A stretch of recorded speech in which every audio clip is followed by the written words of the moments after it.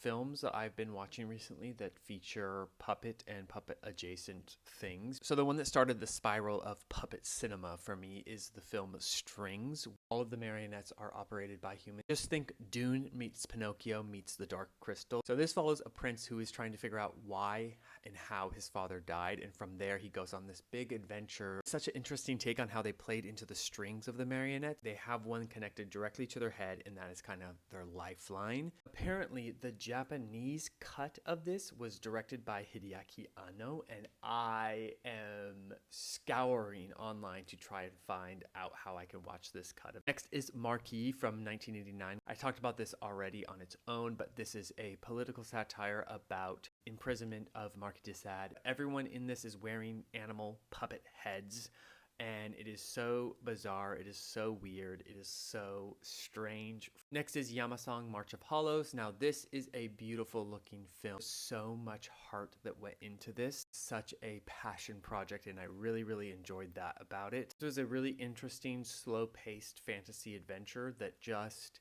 is very special, honestly. Next is one that I used to watch many times growing up. I had it on VHS. The Adventures of Peer Gynt from 1992. This is a Jim Gamble production. If you're not familiar with Jim Gamble, he was a puppeteer, less popular Bob Baker. Such a crazy just blast from the past. Brynhilda freaked me out as a child, but I also loved her. Finally, which is the most recent, is Abruptio from 2023. This is so weird. This is freaky. This follows a guy that's living this very mundane life. One day he finds out that he has an explosive device that has been implanted into his neck, and from there he goes on an adventure. This is so out there, wild and crazy sci-fi adventure of these puppet human things. Sometimes you just are tired of watching humans on the screen, so you just gotta go on a little binge of puppets.